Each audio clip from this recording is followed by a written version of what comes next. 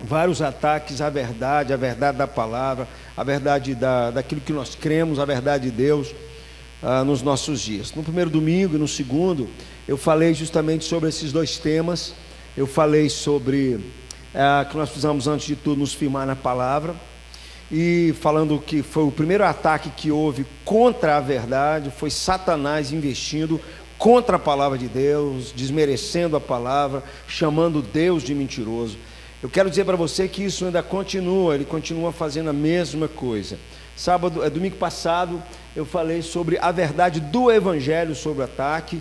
Quando Paulo, escrevendo aos Gálatas, ele fala: ninguém pode pregar um outro evangelho é desmerecer o evangelho, e é um ataque ao evangelho quando tenta se acrescentar alguma coisa somente à obra de Cristo, aquilo que ele fez. Hoje eu quero pensar um pouquinho sobre esses que estão na linha de frente. Eles precisam, antes de tudo, entender aquilo que Jesus disse para eles, quando eles estão na defesa da verdade, na defesa do Evangelho, na defesa da verdade de Deus. É sobre o fato para a gente não temer o que vem pela frente, né? Quando a gente pensa sobre a defesa da verdade, das Escrituras e tudo mais, a gente não pode esquecer que aqueles que estão na linha de frente do combate, e aí eu me refiro à igreja. A igreja de Jesus foi chamada para ficar na linha de frente. Se você não entendeu isso, meu filho, releia sua Bíblia, porque você foi chamado, meu filho, para estar na linha de frente. Você não foi chamado para ficar na retaguarda, não, meu amigo. É linha de frente mesmo, onde for. Um monte de coisa que estamos falando, sendo falada contra aquilo que nós sabemos que é a verdade. E quando esses que estão na linha de frente, daqueles que receberam o chamado de Jesus, receberam a ordem de Jesus, em obediência a Jesus, que pagam um preço para cumprir essa verdade, obedecer ao Jesus e defender o Evangelho, pregar o Evangelho, implica muitas vezes que esses vão passar por muitas lutas. Esses, por um lado, vão até sofrer. Sempre foi assim.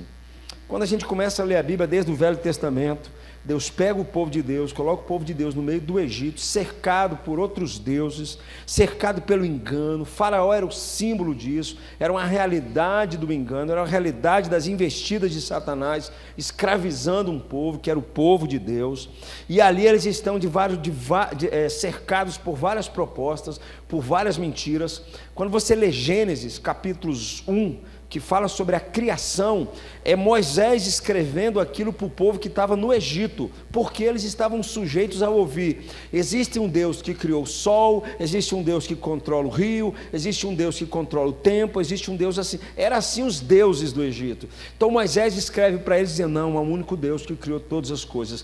Eles estavam sob o ataque disso tudo, e Deus levanta Moisés para conduzir aquele povo, para levar com que aquele povo de Deus centralizasse a vida deles sobre o único Deus vivo e verdadeiro e sobre a verdade. Quando você continua lendo as Escrituras, você vai encontrar, e aí Deus vai ter que levantar outras pessoas, principalmente um cara chamado dos profetas.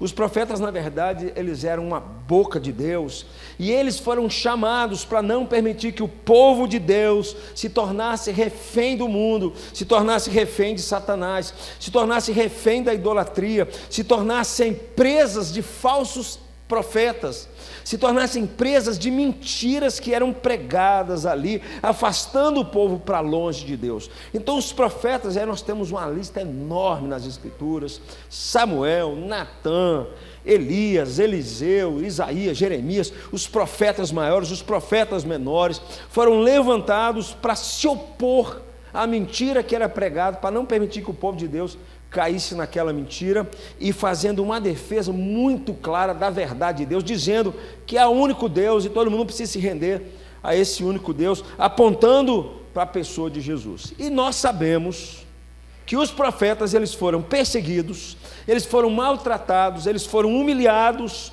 zombados, alguns deles foram até cerrados pelo meio. Alguns dizem que Isaías, o profeta Isaías, morreu assim, tudo por causa da defesa da verdade de Deus, da verdade de que há um único Deus, da verdade do Evangelho.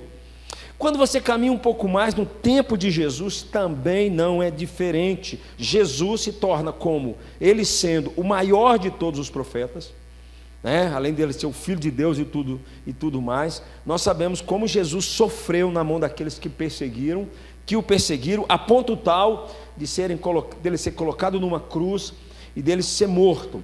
E é interessante que Jesus, quando ele estava treinando os seus discípulos, ele sempre soube disso, e ele sempre alertou os seus discípulos dizendo: a verdade vai ser atacada. O que eu estou ensinando para vocês, o que eu estou mostrando para vocês sobre a minha vida, quem eu sou, quem é Deus, sempre vai estar sobre ataque disso tudo.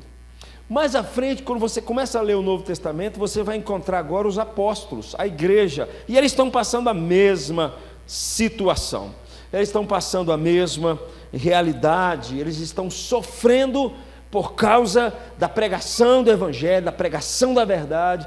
Muitos estão sendo perseguidos. Entre vários textos que você encontra no Novo Testamento, entre vários deles, né? Antes você vê Jesus dizendo isso: tomem cuidado aí, eu vou colocar vocês como ovelhas no meio de lobos, tomem cuidado. Jesus disse assim: por causa do meu nome, vocês vão ser levados perante reis, muitos de vocês vão morrer. Jesus sempre deixou isso claro.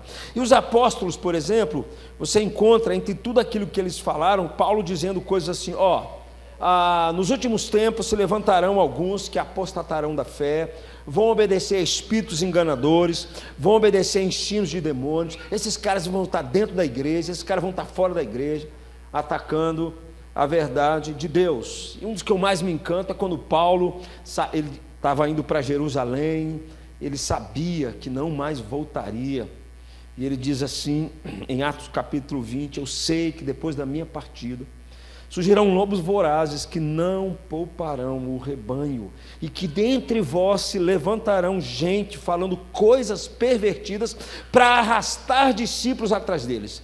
Então Paulo pede para eleger presbíteros para cuidar desses. Meus irmãos, sempre foi assim, e hoje não é um tempo diferente. Quando você vê o apóstolo João escrevendo Apocalipse, escrevendo suas cartas, ele vai dizer isso de forma muito clara: dragão, antiga serpente.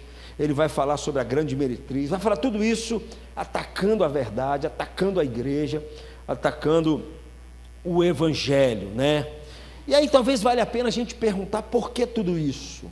Por que esse ataque contra a igreja? Por que esse ataque contra a verdade? Por que esse ataque contra Deus? Por que esse ataque contra Jesus? Por que esse ataque contra a igreja fiel do Senhor Jesus?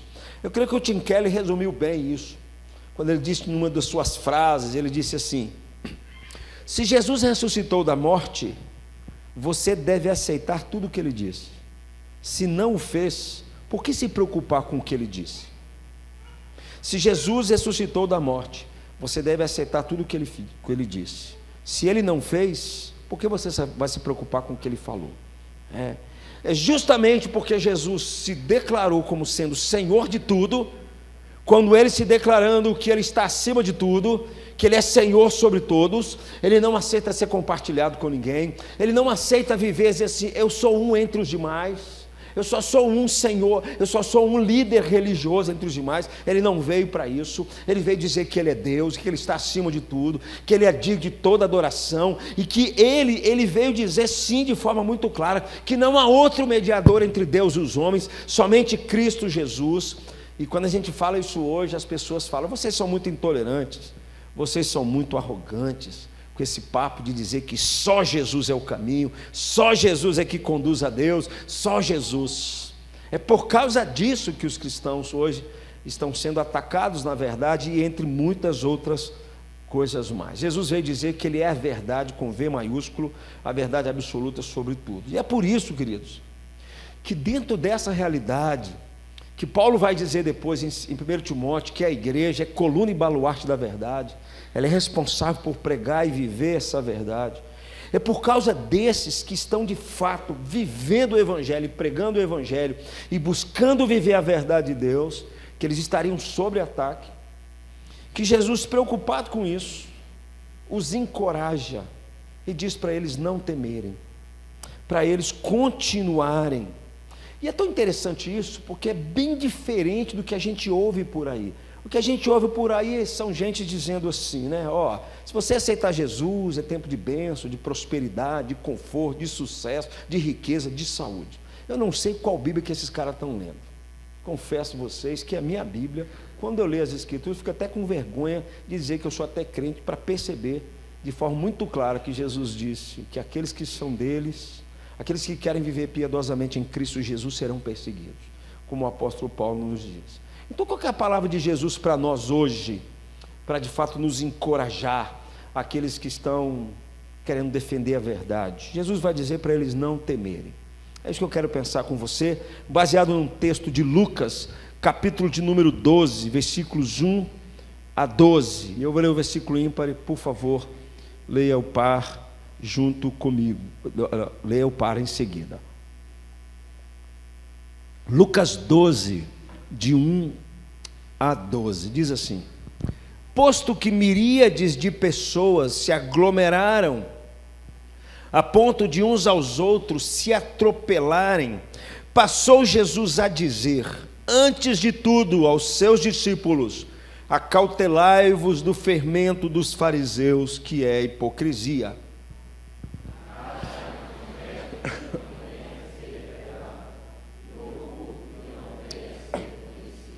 Porque tudo o que dissestes às escuras será ouvido em plena luz, e o que dissestes aos ouvidos no interior da casa será proclamado aos eirados.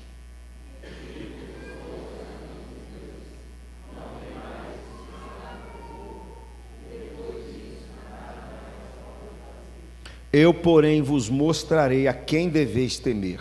Temei aquele que depois de matar tem poder para lançar no inferno. Sim, digo-vos, a esse deveis temer.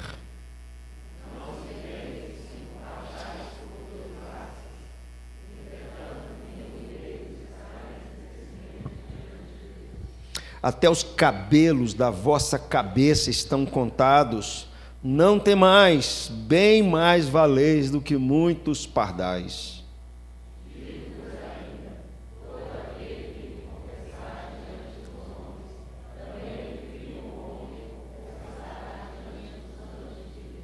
Mas o que me negar diante dos homens será negado diante dos anjos de Deus.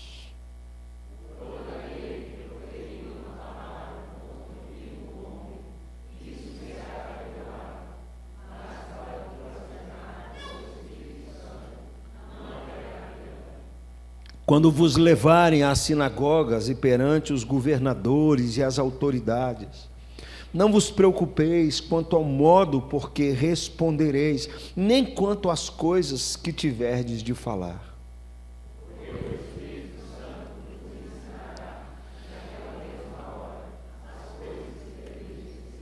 Se você quiser depois, você chega em casa, lê o capítulo anterior ao capítulo 12, para você entender o contexto que Jesus está dizendo aqui. O contexto anterior é que Jesus havia tido uma discussão, ou melhor, Jesus havia aberto a boca dele e havia confrontado os líderes religiosos naquela época, que eram os fariseus, que eram os intérpretes da lei, que eram os escribas. E Jesus então, de forma muito veemente, de forma muito dura, os argue com muita firmeza, porque, na verdade, eles estavam distorcendo tudo aquilo que de fato as Escrituras haviam ensinado. Jesus então, eles estavam, por um lado, querendo confundir a respeito dos assuntos que o próprio Jesus havia ensinado e aquilo que Deus havia falado, e eles estavam querendo tirar da boca de Jesus alguma palavra para acusar Jesus. Eles haviam entendido perfeitamente a mensagem de Jesus dirigida a eles. Jesus os confronta diretamente, e Jesus se volta para eles e diz assim que eles eram homens insensatos, homens hipócritas. Jesus havia dito antes para eles assim, que eles estavam dando dízimo das coisas bem pequenas, mas eles estavam desprezando a justiça e o amor de Deus. Jesus havia os confrontado, dizendo assim que eles gostavam, na verdade, de serem vistos. Eles gostavam de sentar nos primeiros bancos das sinagogas, nas primeiras cadeiras, receber as saudações nas praças, mas eles não passavam simplesmente de sepulcros caiados. Eles cheiravam mal por dentro deles, cheiravam mal, eles eram cheiro de morte. Quando os intérpretes da lei ouvem Jesus falando isso dos fariseus, eles dizem para Jesus: Jesus, só falando isso, o senhor também nos ofende. Jesus não perde a vez. Jesus se volta para ele e fala assim: ai de vocês também, porque vocês enchem as pessoas de leis, de regras, de penitência, de jejum, de oferta, de sacrifício, mas vocês nem com um dedo querem levá-los. Vocês vivem dizendo, levantando, citando profetas, falando das obras dos profetas, dizendo que os profetas eram homens de Deus, contando as suas histórias, mas vocês se esquecem que foram vocês que mataram os profetas. Discurso muito duro, querido. Jesus os aponta para eles. Jesus diz para eles assim: vocês na verdade estão atrapalhando as pessoas a conhecerem a Deus. Vocês têm a chave da ciência, vocês nem entram, nem deixam os outros entrarem. Vocês tomaram a chave da ciência, a chave do conhecimento, e ao invés de vocês ensinarem as pessoas, conduzirem as pessoas, falarem sobre a verdade de Deus, falarem verdadeiramente o que fala as Escrituras, falar quem de fato é Deus, o que Ele quer do homem, levar o homem de fato a conhecer a Deus, o que vocês têm feito é que vocês têm atrapalhado as pessoas. É dentro desse ambiente, desse ambiente religioso, que eles se reúnem. Mais à frente, aqui também, eles dizem: nós precisamos matar esse homem. Nós precisamos matar esse homem. Matar esse homem. Porque a verdade de fato está sob ataque.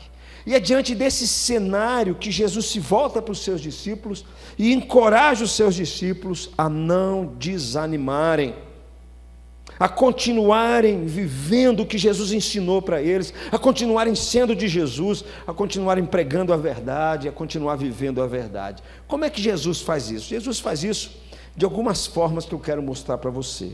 No versículo 1 ele vai dizer, na verdade, que Jesus fala para eles: tenham cuidado, fiquem de olhos bem abertos aos ensinos deles. Versículo 1 e 2: posto que miríades de pessoas se aglomeraram a ponto de uns aos outros se atropelarem, passou Jesus a dizer, antes de tudo, aos seus discípulos: acautelai-vos do fermento dos fariseus, que é a hipocrisia. É maravilhoso a gente pensar, queridos, que Jesus resume tudo aquilo que eles estavam falando com uma palavrinha dizendo: o fermento deles. Jesus está muito preocupado com o ensino deles. A vida deles já era uma hipocrisia já pintada em belas cores, mas a preocupação maior de Jesus é com o ensino deles, é com aquilo que eles estão distorcendo na verdade. Jesus está alertando os seus discípulos, dizendo: eles de fato não vivem aquilo que eles pregam, eles vivem falhas morais, eles são de fato hipócritas mesmo, eles fazem isso com as pessoas, mas presta atenção, os ensinos deles ainda são mais perversos ainda, porque de fato tem conduzido e afastado muitas pessoas de conhecerem a Deus. Jesus aqui, querido, chega ao ponto de dizer que esse fermento na Bíblia tem um sentido positivo e negativo. Aqui é o sentido negativo. Jesus conta a parábola do reino de Deus e assemelha a um fermento. Aqui é o sentido negativo, dizendo que o fermento aqui, que é o ensino deles, é pura hipocrisia, é uma falácia, é uma coisa com aparência de verdade, mas no fundo é um grande engano. A imagem do fermento, queridos, parece considerar a infiltração, a ideia da infiltração que se infiltra de forma muito sorrateira e vai ali distorcendo muito sorrateiramente a verdade, vai tirando a pureza, levando aqueles que ouviram a abraçarem no fundo um engodo, abraçarem uma inverdade, e isso afetaria a vida deles. Afetaria a vida daqueles que estariam ouvindo isso.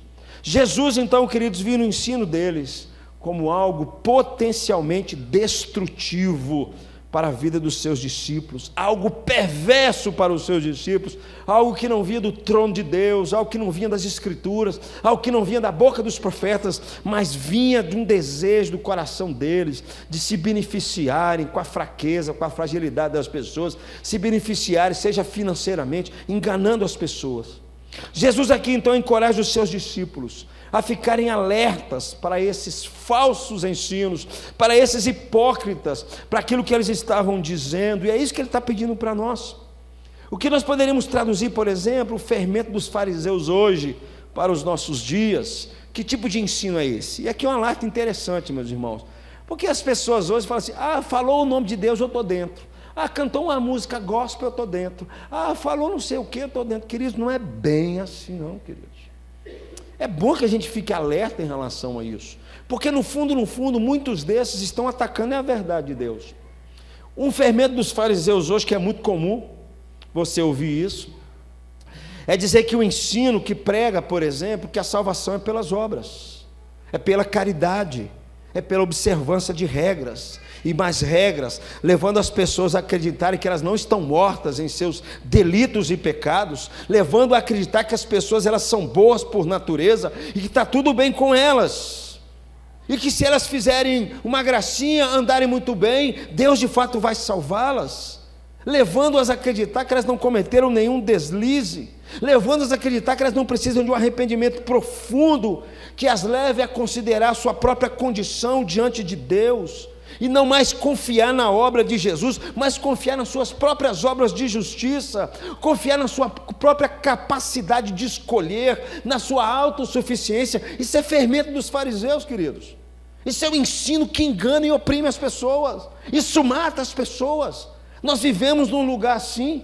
A maioria das pessoas acreditam dessa forma, a maioria das religiões do mundo pregam essa mentira, mas isso é fermento dos fariseus, que devagarzinho vai infiltrando no coração até das igrejas evangélicas, muita gente acreditando que de fato no fundo, porque é um bom cara, um cara legal, um cara assim, um cara acolá, que faz as coisas direitinho, que ele vai para o céu por causa disso. Essa é a mentira do inferno que nós precisamos combater dentro das nossas igrejas, meus irmãos. Isso está no coração, tem muitas mensagens falando sobre isso, e tem muita gente que acredita nisso. Não, eu fui salvo por Jesus, mas eu preciso contribuir com as minhas ações. Isso é fermento, queridos. Jesus está dizendo: tomem cuidado com isso. Tomem cuidado, porque não é essa mensagem de Gênesis a Apocalipse. Um ensino, por exemplo, que a gente pode perceber que é fermento dos fariseus, é um ensino que coloca o homem e a sua vontade no centro, e Deus é um prestador de serviço. O que vale é a minha vontade, o que vale é eu torcer Deus para que Deus faça a minha vontade. Isso é fermento, queridos. Isso é falso ensino que nós precisamos. Jesus está dizendo: acautelai-vos. Isso é um ataque à verdade. Um ensino, por exemplo, que enfatiza as ações, as obras em detrimento da doutrina, do ensino bíblico. Esse tipo de fermento, na verdade, não leva as pessoas a um aprofundamento da doutrina, a um aprofundamento daquilo que procede de Deus. Queridos, deixa eu abrir um parênteses aqui para vocês. Com sinceridade, é triste você ver muito crente que não se importa mais com a doutrina, que não se importa mais em conhecer mais da verdade das Escrituras, se aprofundar mais. Tem muito crente que fala assim: isso é bobeira, isso é para coisa para teólogo, isso é para pregador, isso é para quem ensina, eu não preciso conhecer mais. Precisa sim, querido. O tempo que nós estamos vivendo precisa sim, né? A igreja do começo do século perseverava na doutrina dos apóstolos. Jesus sempre foi muito sério com respeito a isso, ensinava a doutrina que vinha da parte de Deus. Mas hoje nós vivemos num período assim que, não importa com isso. O que importa é se eu fizer uma oração, Deus vai me responder. Se eu fizer uma oração para Deus curar meu filho, abrir uma porta de emprego para ele, se acontecer isso, acontecer. Parece que só isso que muita crente se importa. É por isso que hoje a gente tem ouvido coisas de gente dentro de igreja evangélica, que está saindo de igreja evangélica, está indo para o espiritismo, está indo para o islamismo. Alguns estão voltando até para o catolicismo. Falta de doutrina, querido. Fermento no meio da própria igreja, e parece que os crentes não se importam com isso. Não, já está bom. Se eu fiquei com umas gracinhas aqui, abrir umas regrinhas aqui, está bom para a minha vida. Não, queridos, Jesus está dizendo aqui, tomem cuidado, porque esse fermento, ele é pernicioso. Uma outra forma que a gente pode dizer do fermento é um ensino que joga a luz no exterior, na aparência, em função do interior, em detrimento do interior. Era assim que os fariseus viviam. Para eles o que importava era a sua aparência. É assim que vive o religioso. O religioso só importa se ele está bem, se as pessoas estão vendo para ele, se as pessoas estão falando bem, se as pessoas não estão dizendo que ele está fazendo alguma coisa de errado. É assim que vive o religioso. Jesus está dizendo isso aqui. Isso é fermento dos fariseus. Se preocupar só com o seu exterior e achar que o seu interior não vale. Às vezes, muitos que acham dentro disso que basta simplesmente você ir à igreja, basta simplesmente você confessar os seus pecados, basta simplesmente você orar, você cantar, você fazer oferta que está bom. Tem muita gente acreditando que é só isso. Um ensino, querido, que é fermento dos fariseus aqui, que Jesus está dizendo para a gente ficar atento nos nossos dias. Um ensino que não tem a cruz como foco, mas anuncia um outro evangelho que não é evangelho de forma nenhuma. Um ensino, por exemplo, que não tem as escrituras como a palavra final, mas são invenções dos homens, dizendo às pessoas, por meio da igreja, por meio de rituais, que está tudo bem com elas. Queridos, isso é fermento. Jesus está dizendo: abram os olhos, fiquem atentos, acautelai-vos do fermento dos fariseus. Quando Jesus ele disse aqui que os discípulos deveriam ficar atentos, eu estava dizendo para eles e dizendo para nós também, que eles precisavam se aprofundar um pouco mais, se aprofundar na verdade, que eles precisavam ser homens e mulheres que conhecem a verdade, que têm discernimento daquilo que é falso no meio daquilo que é verdadeiro. Nós não podemos ser cristãos analfabetos, queridos, cristãos analfabetos. Às vezes eu encontro crente que fala assim: eu não preciso nem mais da igreja, não preciso mais dessas coisas, não gosto nem de falar escola bíblica dominical, porque aí eu já estou até exagerando com o cara. Nem no culto eu não preciso mais, eu toco minha vida sozinho, estou lendo uns livros aí, e hoje aquele crente de internet, né, assiste um fulano de tal, fulano de tal, fulano de tal, fulano de tal. Querido, esquece disso. Você precisa da igreja, você precisa de outros irmãos, você precisa conhecer essa verdade junto com eles, para que senão você não se deixar levar. Mas Jesus fala outra coisa aqui, os encorajando a não temer. Jesus disse que eles precisavam permanecer sempre firmes na verdade de Deus. Olha o que diz o versículo 2 e 3: nada há encoberto que não venha a ser revelado, e oculto que não venha a ser conhecido, porque tudo o que dissestes às escuras será ouvido à plena luz, e o que dissestes aos ouvidos no interior da casa será proclamado aos eirados. Falso ensino, hipocrisia, a única coisa contra essas coisas, só um remédio: a verdade. Contra falso ensino, contra hipocrisia, só tem um remédio, é a verdade, não tem outro remédio não. Só tem uma verdade, só tem um remédio que resolve isso, é proclamar o evangelho, é falar o evangelho.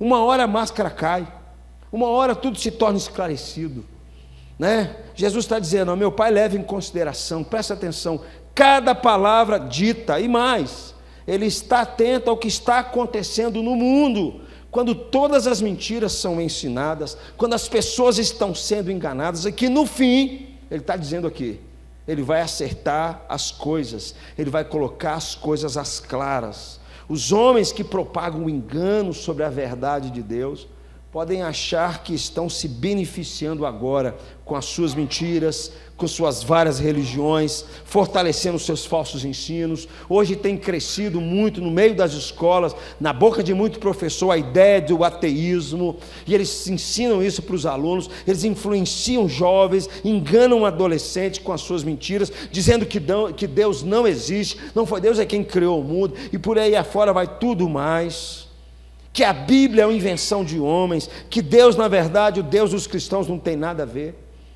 Eu estava esses dias, o meu sogro estava no hospital, eu estava com ele no hospital, e a televisão estava ligada lá, fica ligado direto à televisão, e estava passando um programa daquele Pedro Bial, né, aquela entrevista que ele faz, e havia um físico muito conhecido no Brasil que estava sendo entrevistado.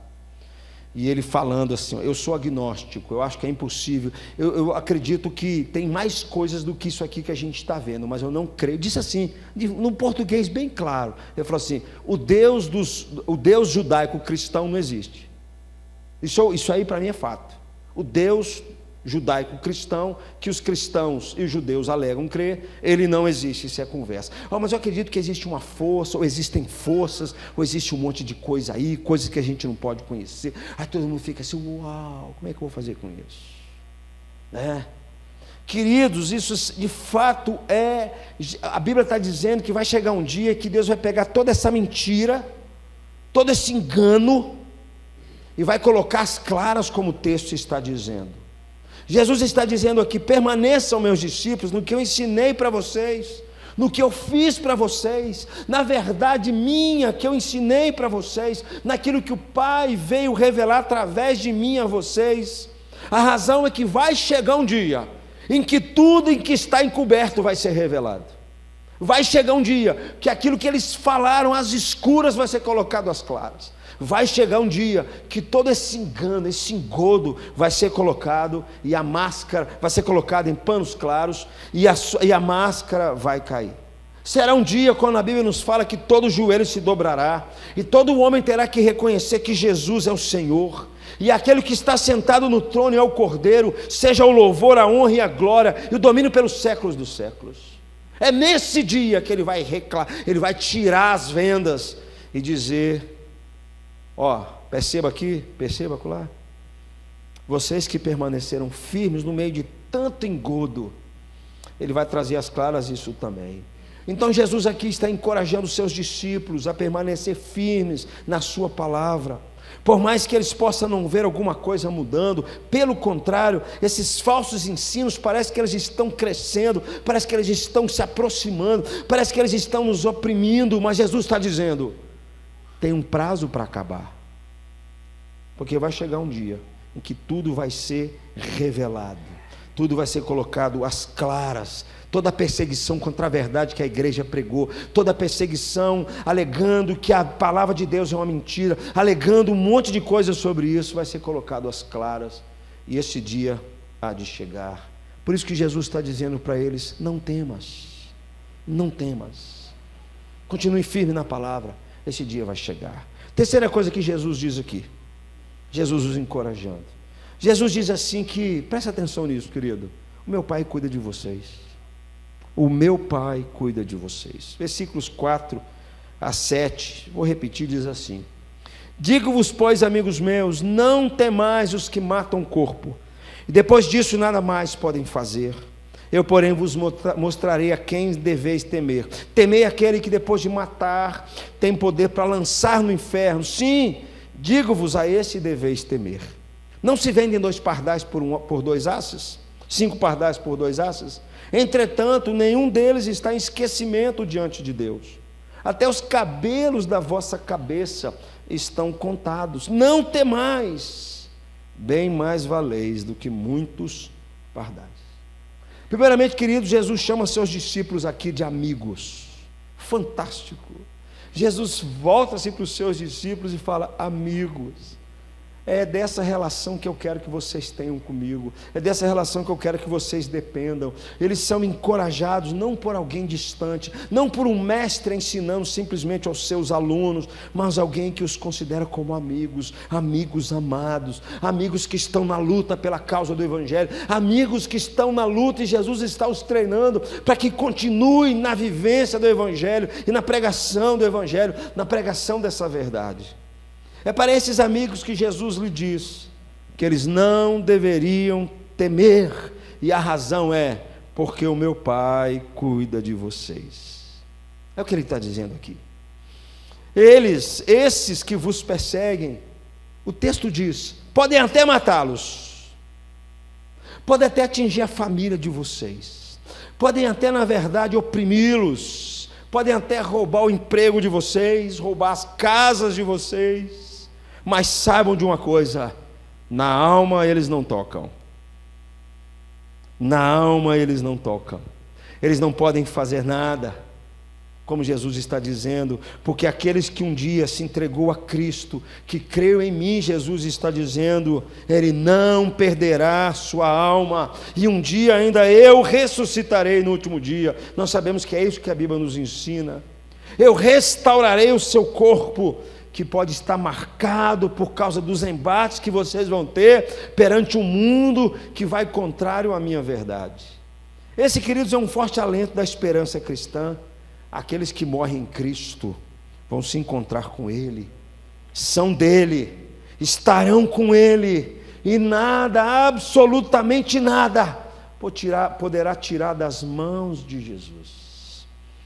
Eu sei que a nossa geração é muito materialista, queridos.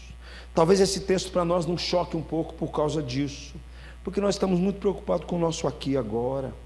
Nós estamos muito preocupados com o nosso sucesso financeiro, nós estamos muito preocupados com as contas, nós estamos muito preocupados com o carro que a gente trocar, com a Sky que eu tenho que ampliar, a Netflix que eu tenho que pagar a conta dela, eu estou muito preocupado com o celular que eu tenho que comprar um outro. Esses textos são estranhos a nós. Na verdade, são estranhos a nós o fato de você pregar o Evangelho e ter que morrer por ele.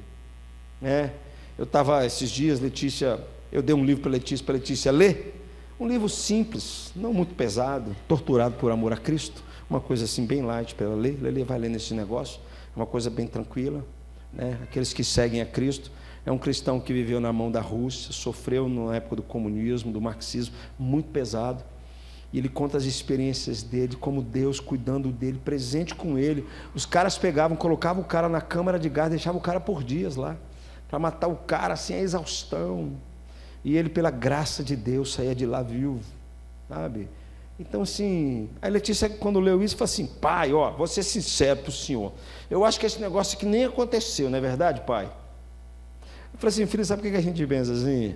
A gente pensa assim porque no fundo a gente está tão apegado às nossas coisas, a gente é tão materialista, a gente acha que é o nosso dinheiro que vai nos salvar, a gente acha que é a nossa casa que vai nos proteger, a gente acha porque a gente é A ou B, conhece fulano, conhece Beltrano, que vai resolver a nossa vida. Jesus está dizendo de forma aqui muito clara, queridos, não temam aqueles que podem matar o corpo e mais nada podem fazer. Jesus mesmo é que disse: que adianta o homem ganhar o mundo inteiro se vier perder a sua alma? Jesus disse assim: buscai as coisas lá do alto, não as que são aqui da terra, onde a traça e a ferrugem corrói, porque onde está o vosso tesouro, aí estará também o vosso coração. Jesus sempre pediu para nós ajuntarmos tesouros nos céus. Foi assim que a igreja começou. É por isso que aquela igreja não temia medo da morte, do que aconteceria ao corpo deles, porque eles tinham plena certeza, como dizia o apóstolo Paulo: o meu desejo é partir e estar com Cristo. Foi da boca de homens como Paulo, ele sabendo que ele seria morto pela mão dos religiosos judaicos, que Paulo diz assim em Atos 20, versículo 24: porém, em nada considero a vida preciosa para mim mesmo, contanto que eu complete a minha carreira e o ministério que recebi do Senhor Jesus, de testemunhar o Evangelho da graça e de Deus. Meus irmãos, isso parece meio estranho para nós, isso parece estranho para muita gente que diz aceitar o Evangelho. Quando a gente fala sobre o Evangelho, as implicações do Evangelho, fala: isso não é para mim. Jesus, queridos, está encorajando os seus discípulos a temer somente a Deus, a descansar somente em Deus, que é o único, como ele vai dizer no texto abaixo, o único com autoridade suficiente além da morte, porque ele diz aqui, se referindo a Deus, Deus é que depois de matar, tem poder de lançar no inferno. Sim, a esses deveis temer. Esse texto não se refere a Satanás, esse texto se refere a Deus. Deus é quem pode de fato depois lançar alguém no inferno depois de matar. É a Ele que nós precisamos temer. É dessa forma, queridos, que Deus cuida dos seus diante dos ataques daqueles que matam o corpo e mais nada podem fazer. É interessante a gente até pensar que o contexto aqui é um contexto muito complicado, onde os fariseus, os intérpretes da lei, os escribas, com seus enganos, chegam ao ponto de matar outras pessoas. Foi assim que eles fizeram com Jesus, foi assim que eles fizeram depois com os apóstolos, foi assim que eles fizeram com os pregadores do Evangelho. Eles estavam atacando a igreja, buscando matá-los. Estevão sofreu na mão deles, Jesus sofreu na mão dele, o apóstolo Paulo sofreu na mão desses caras. Por isso que Jesus está nos encorajando, dizendo: não tenham medo, quando as suas mentiras forem expostas, suas falsidades forem deflagradas, e seus enganos sobre a verdade de Deus colocados por terra, para que Deus, queridos, cuide de nós, em tempos como esse. É preciso que nós temamos acima de tudo, que nós reconheçamos a sua grandeza, reconheçamos a sua justiça, que nós confiemos na sua palavra, que nós estejamos de fato debaixo da sua verdade. Quando eu e você tememos reverentemente a Deus, Jesus está dizendo que Ele vai cuidar de nós, mesmo sob fogo inimigo, mesmo sob fogo inimigo. Afinal, como Jesus diz aqui, nós valemos muito mais. Se Ele cuida dos pardais, um pardalzinho, um bichinho muito insignificante, não é verdade? Então Ele está dizendo aqui assim, que um asse, uma moedinha bem insignificante, que não valia absolutamente nada. O cara ia comprar um pardal, não é verdade? Aí ele chegava lá para comprar um pardal, eu quero um pardal. Aí o cara falou assim, ó, um pardal aqui, ó, por um asse você compra 2, mas pode levar 5. Isso não vale nada mesmo, leva-se embora. Você está me dando trabalho aqui, sujando meu negócio todo. Jesus está dizendo assim, está preocupado com os pardais, que ao vista das pessoas não vale nada. Ele está dizendo para os seus discípulos, diante de um ataque, de confronto contra a verdade, e os encorajando, dizendo, não temais, vocês valem muito mais. O meu Pai cuida de vocês, até os fios da vossa cabeça, Ele sabe quantos cabelos vocês têm na cabeça. Ele se preocupa com cada detalhe da vida, não vai se preocupar com vocês, que são os meus discípulos, que são os meus amigos. Vocês valem muito mais. Jesus está aqui os encorajando, dizendo para eles, ó, o meu Pai vai cuidar de vocês em todo e qualquer momento. O que eu quero de vocês é que vocês continuem vivendo a verdade, pregando essa verdade, combatendo essa verdade, seja ele sob ataque que for, na linha de frente o que for. É desses que Jesus está falando. Jesus não está falando daquele crente acomodado. Jesus não está falando daquele crente que já criou uma zona de conforto atrás dele e achou que está tudo bem. Não, não é desse que Jesus está falando. Jesus está falando daqueles que querem viver o Evangelho e morrer pela causa do Evangelho. É desse que Jesus está falando aqui. E Jesus está dizendo, vocês valem muito mais. Quarta e última coisa, querido, que Jesus aqui os encoraja a não temer. Porque Ele vai dizer para nós que Ele não falha com as suas promessas. Olha o que diz o versículo 8 até o versículo número 12. Diz assim, digo-vos ainda, todo aquele que me confessar diante dos homens, também um filho do homem o confessará diante do meu Pai, dos anjos de Deus. Mas o que me negar diante dos homens, será negado diante dos anjos de Deus. Todo aquele que proferir uma palavra contra o Filho do homem, e isso lhe será perdoado, mas o que blasfemar contra o Espírito Santo, não haverá perdão. Quando vos levarem às sinagogas e perante os governadores e as autoridades, não vos preocupeis quanto ao modo que respondereis, nem quanto às coisas que tiveres de falar, porque o Espírito Santo vos ensinará naquela mesma hora as coisas que deveis dizer. Existem duas promessas aqui nesse texto. Há duas delas. Uma delas, Jesus dizendo, eu vou confessar vocês diante do meu Pai. Aqui ele coloca diante dos anjos de Deus, mas Mateus coloca diante do meu Pai. Segunda promessa que é aqui, ó, eu vou enviar o Espírito Santo. Ele vai estar com vocês. Ele vai colocar a minha palavra na boca de vocês. Duas promessas aqui que Jesus não vai falhar com ela. Jesus está dizendo aos seus discípulos para permanecerem nele, sempre a ponto de confessá-lo em todo lugar, de dizer que eles são de Jesus e estão com a verdade dele na boca para anunciá-la. É importante dizer, queridos, que o contexto aqui, como eu mostrei para vocês, não ajuda aqueles que haveriam de confessar. O contexto é fariseu querendo pegar Jesus, religioso querendo matar Jesus, é gente que mata o corpo, mas nada pode fazer. É esse o contexto de confessar a Jesus. Não é um ambiente confortável, mas é diante de leões, diante de lobos, diante de inimigos, em oposição de um mundo que a cada dia mais busca desmentir a palavra de Deus, que tenta dizer para os nossos filhos que a Bíblia é falsa, que a fé dos seus pais não vale absolutamente nada. É diante desse contexto que Jesus está dizendo, aquele que me confessar diante dos homens, eu também o confessarei diante do meu Pai que está nos céus. É a promessa dele, é Jesus que está dizendo isso, mas ele também diz que aquele que me negar, eu também o negarei diante do meu Pai que está nos céus.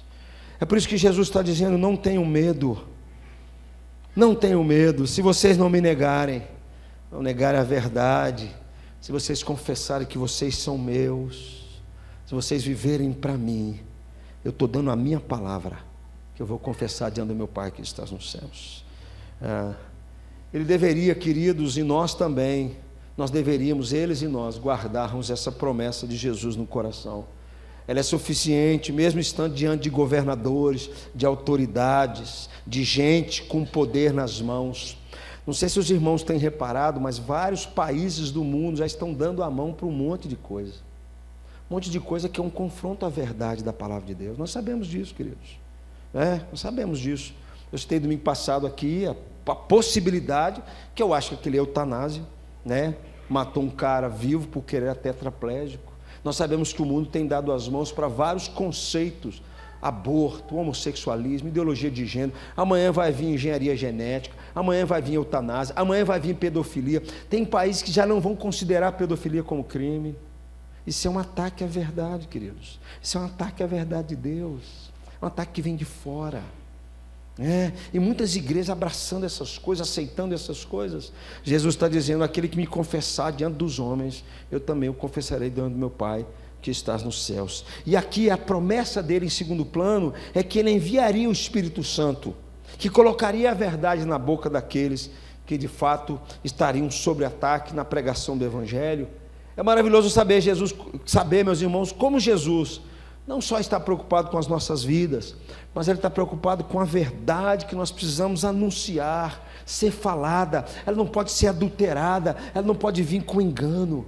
Ele está dizendo que o Espírito Santo os ensinaria, não só os encorajaria, mas nos momentos mais difíceis sobre o ataque à verdade. É por isso, meus irmãos, que Jesus é tão contundente a respeito do Espírito Santo, a ponto de dizer: se falarem contra ele, o texto está dizendo o quê? Não haverá perdão. Vocês podem falar contra mim, mas contra ele não. Não é só por causa da pessoa do Espírito Santo, não é só pelo fato de que ele é Deus, que ele está dizendo que não haveria perdão, mas que o Espírito Santo estaria com a igreja, estaria com os cristãos, consolando, encorajando, colocando a palavra dele na boca dos crentes, para que os crentes possam ser agentes dessa verdade de Deus para o mundo. Por isso que falar do Espírito Santo é uma blasfêmia sem perdão, porque aqui no fundo eles estão atacando a verdade de Deus por trás disso tudo. Queridos, Jesus sempre esteve atento à sua mensagem, de que essa mensagem não pode deixar de ser pregada, defendida. É para isso que Ele nos chamou. Jesus promete, queridos, não só confessá-lo diante de Deus, dizendo que são seus aqueles que sofrem pela sua verdade, mas também aquele que Jesus está dizendo, promete o seu Espírito está com aqueles que são seus. E eu creio, meus irmãos, Jesus não vai falhar. Jesus nunca falhou. Jesus não é um homem para mentir. Jesus não é um homem para jogar conversa fora. Jesus não é um homem para prometer algo e não se consolidar com aquilo que Ele está falando. Portanto, querido, Ele está dizendo: não temas, a minha palavra não falha, não tenham medo, a minha palavra não falha. E aí, queridos, eu queria concluir. A palavra de Jesus hoje para nós, queridos, assim como foi para eles, sempre está sob ataque. E Jesus está dizendo: não temas. Não temas significa: tenham cuidado, fiquem alertas aos falsos ensinos, abra os olhos, abra os seus ouvidos, se apeguem às Escrituras, estudem mais as Escrituras, sejam homens e mulheres pautados na verdade de Deus. Segundo, mas permaneçam firmes nessa verdade, vivam essa verdade, porque meu Pai cuida de vocês, e porque Jesus está dizendo: eu disse, há promessas para aqueles que são meus, que lutam pela causa do Evangelho, eu não vou falhar com elas, eu vou confessar vocês, mesmo se vocês forem mortos, eu estarei confessando diante do meu Pai, que vocês são meus, eu vou enviar o meu Espírito para estar com vocês. Por isso, meus irmãos, esse tempo de ataque à verdade de Deus, é tempo de nós nos voltarmos urgentemente para aquilo que Deus está dizendo na sua palavra. Jesus deixou claro: eles perseguiram a mim, vão perseguir vocês também. Se alguém acha que é diferente, querido, se alguém acha que não está nada acontecendo, que está mil maravilhas, mais uma vez eu te peço, reveja os seus conceitos, reveja o que está acontecendo, se coloque diante de Deus e peça a Ele misericórdia. Vamos orar nesse instante. Baixe sua cabeça.